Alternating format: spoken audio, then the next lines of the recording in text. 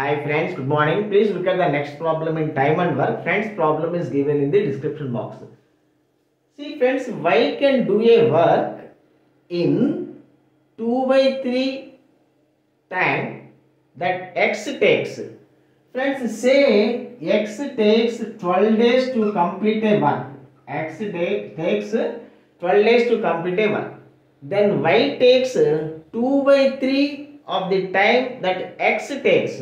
2 by 3 of 12 days. 2 by 3 of 12 days. 3 fours, 4 twos, 8 days. So y can complete the work in 8 days.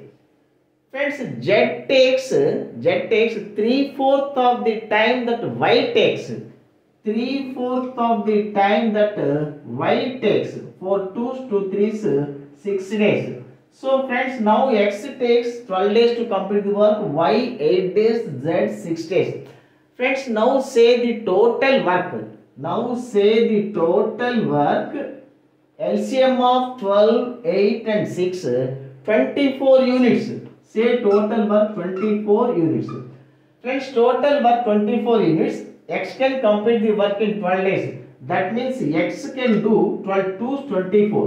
X can do 2 units work per day, and Y can do 8 threes 24, 3 units work per day, and Z can do 6 fours 24.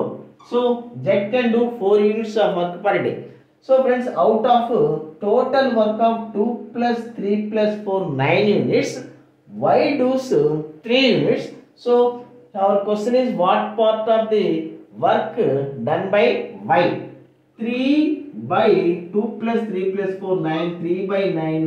So Y does 1 by 3 of the total work. Thank you.